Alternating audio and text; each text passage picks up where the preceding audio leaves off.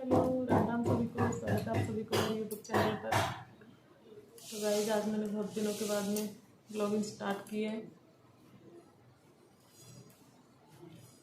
जैसे कि आप सभी को पता है मीणा समाज में क्या चल रहा है। जब से रौसी और करेरी का प्रकरण हुआ है तब से हमारे समाज में महापंचायतों के ऊपर पंचायत होती जा रही है, जिसमें समाज सुधार के मुद्दे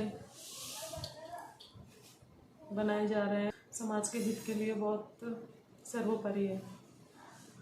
तो जैसे कि आप सभी को पता है, ये जो पटेलों के द्वारा महापंचायतें जगह जगह पर की जा रही है, इसमें किसी का निजी स्वार्थ नहीं है। ये समाज के लिए, सबके हित के लिए महापंचायतें की जा रही है, जिसमें बहुत सारे नियम बनाए हैं। हमारे समाज में जो व्याप्त कुरीतियाँ हैं, जैसे दहेज प्रथा, टीका प्रथा है, गोद भराई है, जन्मदिन मनाना, शादी में डेकोरेट करना, लाइटिंग करना, डीजे का चलना, बहुत सारी कुरीतियाँ हैं। उनके ऊपर रोक लगाने के लिए महापंचायतें की जा रही है। तो मेरा सभी से हाथ जोड़कर ये निवेदन है कि इन नियमों को अपनाएं, जिसमें अपना भी हित है और अपने समाज की जो पटेलों के द्वारा नियम बनाए हैं उनमें सबका हित शामिल है। अपने समाज में ये सबसे बड़ी बुराई है जो अपने युवाओं के लिए बहुत घातक सिद्ध हो रही है, वो है नशाखोरी। जैसे गांजे और चरस, स्मैक है, इसकी लत समाज के मीणा समाज में बहुत ज़्यादा देखने को मिल रही है। इस चीज़ में आज के युवा बहुत लिप्त होते जा रहे हैं। तो इस पे भी महापंचायत में रोक लगाई है। कुछ सोशल मीडिया पर भी ऐसे लोग हैं, महिलाएं हैं, पुरुष भी हैं, जो अभद्रता फैला रहे हैं, अश्लील वीडियो बनाते हैं, पटेलों को गंदी गाली देते हैं। समाज के पटेल अपने निजी स्वार्थ के लिए ये काम नहीं कर रहे हैं, सबके लिए कर रहे हैं, फिर भी उनको ना ये लोग गाली देते हैं। ये बहुत गलत है और गाली गलौज करते हैं, तो ये अच्छी बात नहीं है।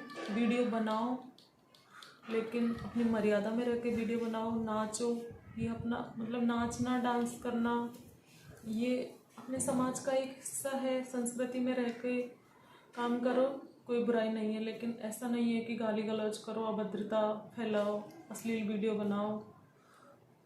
समाज के लोगों पर बहुत बुरा असर पड़ रहा है।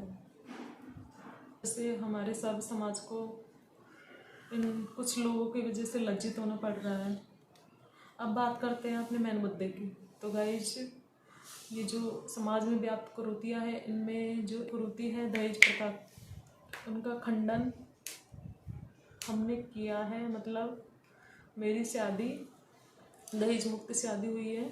मेरी शादी में लड़के वालों ने मेरे ससुराल वालों ने कोई दहेज नहीं लिया, 1 रुपये में शादी की है। तो ये समाज के लिए बहुत बड़ा संदेश है।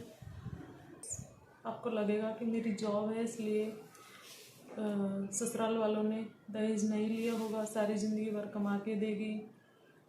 कुछ लोग बोलते हैं कि ज़िंदगी भर का ATM ले आया, साथ में 1 रुपया लिया है तो क्या हुआ। तो मैं आपको बता देती हूँ, मेरी कोई जॉब नहीं है, मैं बेरोज़गार लड़की हूँ। फिर भी लड़के ने 1 रुपये में शादी तय की है। समाज को बहुत अच्छा संदेश दिया है। कोई जॉब नहीं है, बेरोज़गार लड़के से इन लोगों ने शादी की है। तो लोग उसको, एक तरफ तो महापंचायतों में पटेलों के द्वारा ये नियम बनाए है कि दहेज बंद करो, दहेज मत लो, और दूसरी तरफ कुछ समाज के अपवाद है, कुछ ज्ञानी लोग हैं, वो जो मतलब ऐसी पहल करता है, समाज में कुछ नई दिशा प्रदान करता है, उसको नीचे गिराने लगे हुए हैं। जैसे कि मेरे ससुराल वालों ने 1 रुपये में रिश्ता तय किया था। मेरी शादी 10 मई 2024 को हुई थी। अक्षय तृतीया मतलब आखा तीज की थी। कुछ लोगों ने तो इस शादी को नकारात्मक दृष्टि से देखा था। बोलते थे कि लव मैरिज की है इसलिए 1 रुपये लिया है। हाँ भाई, एक दूसरे को अच्छे से जानकर शादी करना ये कोई गलत बात नहीं है। अभी देखा ना आपने जीता जागता उदाहरण रोसी और करेरी में क्या हुआ था। पूरे मीणा समाज को, पूरे राजस्थान को झकझोर करके रख दिया था उस घटना ने। तो मैं आपसे पूछती हूँ, एक दूसरे को आपस में जानकर शादी करना कोई गुनाह है? नहीं ना। तो बस इसी बात को कुछ ज्ञानी लोग के रूप में बदल दिया कि इन्होंने लव मैरिज की इसलिए लड़के ने 1 रुपया लिया है। मेरे हस्बैंड की सोच अब बताते हैं मुझे कि मेरी सोच तो शुरू से यही थी ना। बोलते हैं कि ना तो मैंने पैसा देखा है, मैं गरीब घर में पैदा हुआ हूँ, मैंने पैसा नहीं देखा। तो मेरी सोच यही थी कि मैं गरीब घर की बेटी से शादी करूँगा और मैं 1 रुपये में शादी करूँगा, कोई दहेज नहीं लूँगा। और आप सुन लीजिए इनके मुंह से, पहली बार ब्लॉग में आ रहे हैं। सभी को मेरा राम राम। वैसे मेरा ब्लॉग में आने का कोई शौक नहीं है, लेकिन इन्होंने रिक्वेस्ट की है तो थोड़ा सा मैं अपने बारे में बता देता हूँ। जो अभी हमारे समाज में जो सबसे चर्चित घटना है करेरी और रोसी की, इसको मद्देनज़र रखते हुए हमारे समाज ने विभिन्न जगह पे महापंचायतें करने का गठन लिया था कि हमारे समाज में सारी गतिविधियां हैं, सामाजिक कुरीतियां हैं, इनको ख़त्म किया जा सके। तो हमारे समाज में बहुत सारी कुरीतियां हैं, कुछ अच्छी हैं कुछ बुरी हैं, लेकिन समाज को जो बुरी कुरीतियां हैं, जो बुरी चीज़ें हैं, उनको बंद करना चाहिए। जैसे दहेज है, अनावश्यक शादियों में लगन टीके पर खर्च किया जाने वाला खर्च है, सजावटें हैं उन पे किया जाने वाला खर्च है, ये सारी चीज़ें हैं वो गलत है।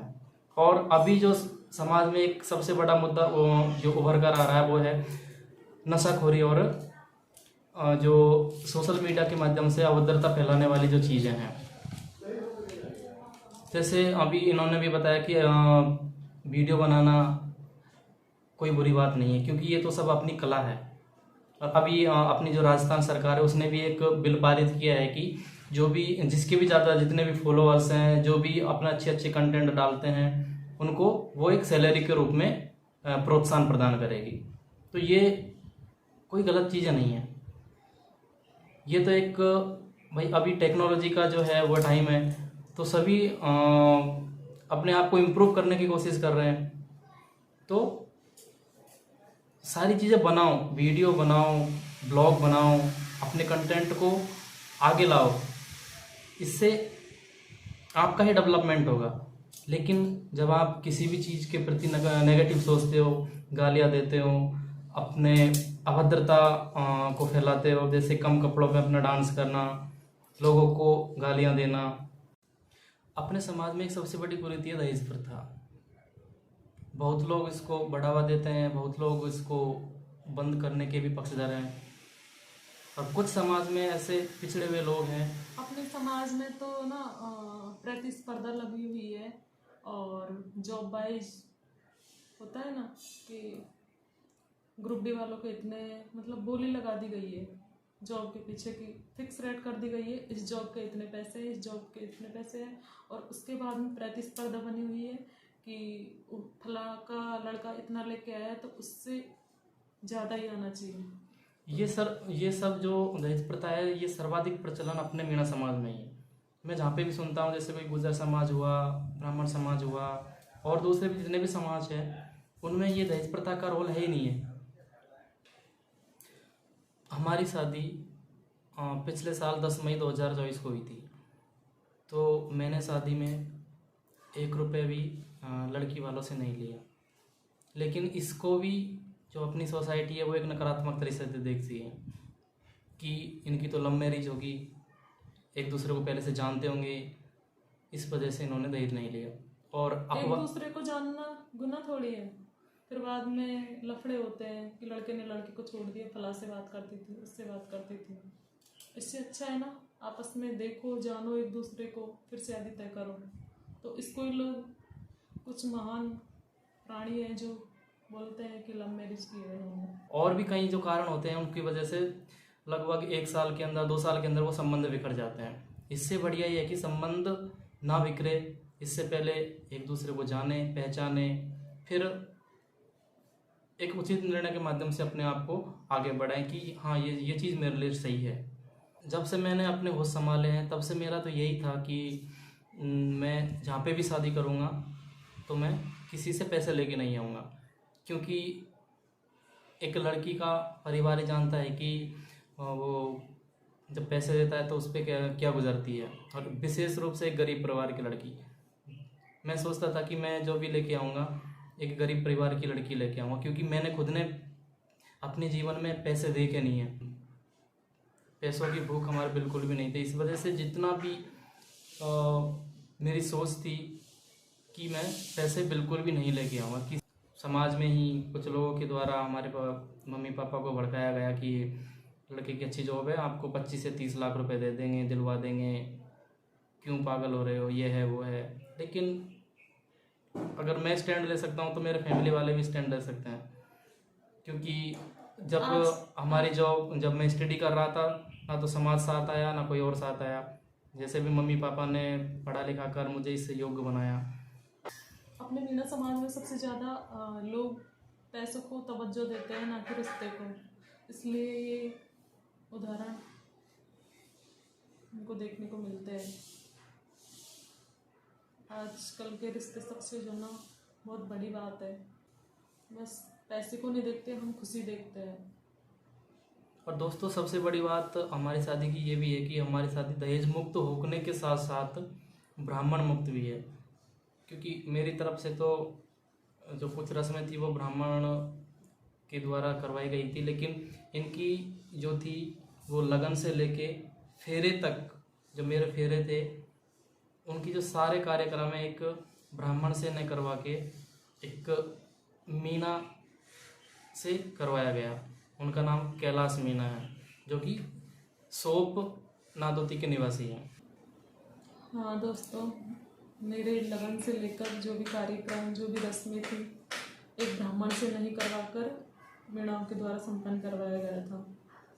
मेरे घर वालों की सोच भी कुछ अलग है, इसलिए उन्होंने डिसीजन किया कि हम ब्राह्मण मुक्त शादी करेंगे। एक ब्राह्मण से किसी भी काम को नहीं करवाएंगे।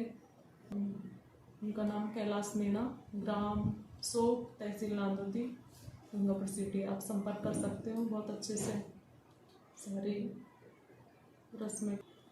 तो गाइज मेरा वीडियो बनाने का मकसद यही था, क्योंकि अपने समाज में सबसे ज़्यादा हाईलाइट यही चल रहा है, इसलिए सोचा मैं भी अपनी शादी के बारे में बता देती हूँ। मेरी शादी फिर से बता देती हूँ, दहेज मुक्त एवं ब्राह्मण मुक्त शादी हुई है।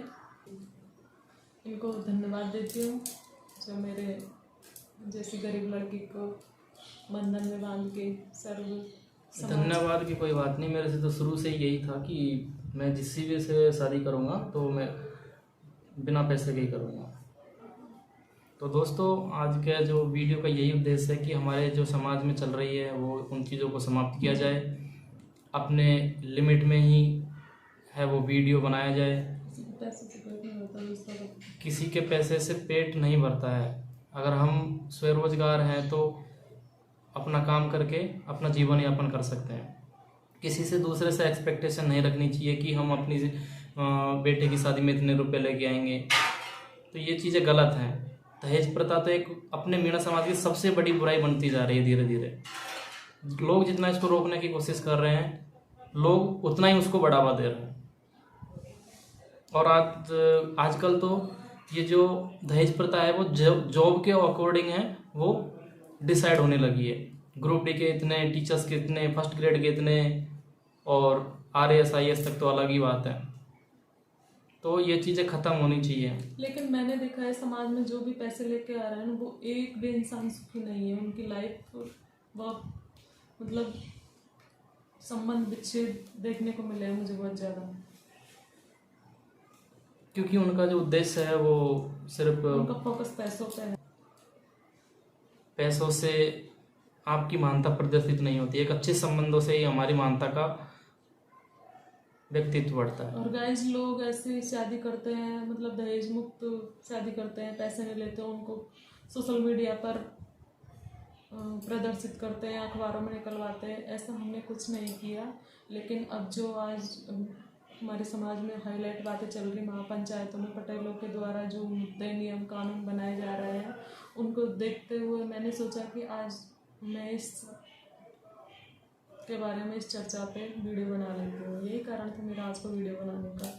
तो कुछ गलती हो गई हो, कुछ किसी के बारे में मैंने गलत बोला हो तो मुझे उनको माफ़ करना। ठीक है, धन्यवाद। राम राम।